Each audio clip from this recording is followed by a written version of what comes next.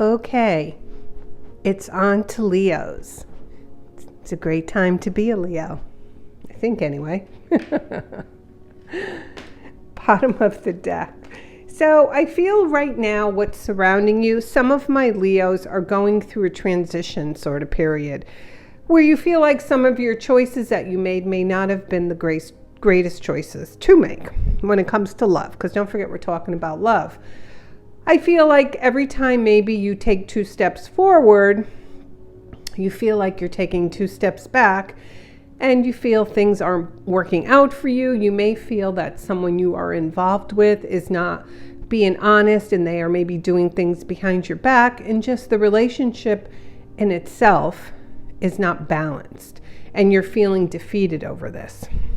The nice thing about the Ten of Swords is that that cycle is just about coming to an end. And if you take the 10, you add the 1 and the 0, you get 1. And it tells us it's the beginning of something new. Now, swords, don't forget, are not physically, those aren't physical swords in that person's back.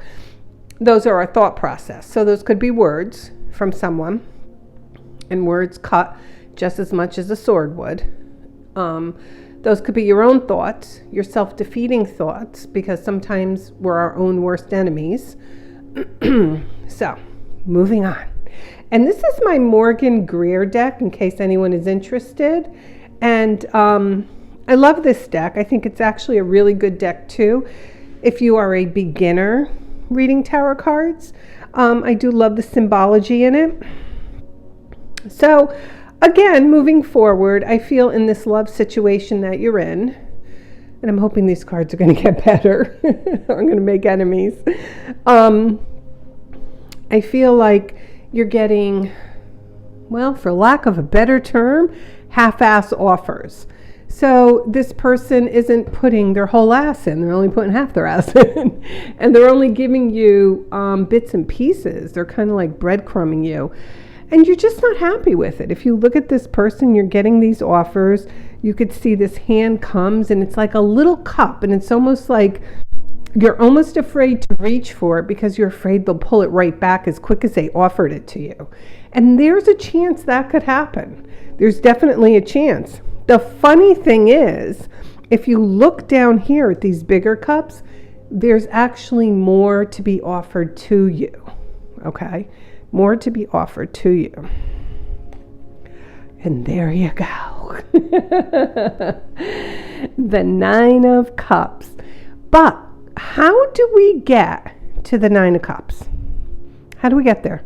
There's only one way to the 9 of Cups. You got to do the 8 of Cups. Remember, it's consecutive in tarot.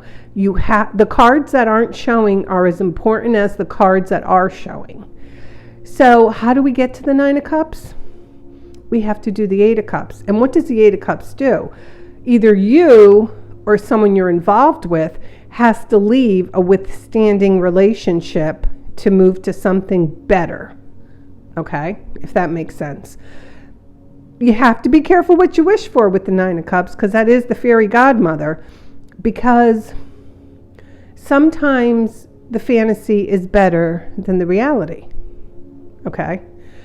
But it doesn't mean what you're leaving in the 8 of Cups doesn't need to be left, if that makes sense. And this seems to be a theme for all my signs so far today, the 6 of Swords. So I'm going to repeat what it is because I'm going to make tarot card readers out of all of you. So swords are, again, our thought process. And if you notice, we come down here to where the water is. Her thoughts are upsetting her emotions, or his. So your thoughts are not your best friend today. And they're just adding insult to injury. But the nice thing is you're coming out of this. So I'm going to get myself one of those pointers. One of those wands. Actually, I think my daughter has a couple of Harry Potter wands. I'm going to go steal one for the next video.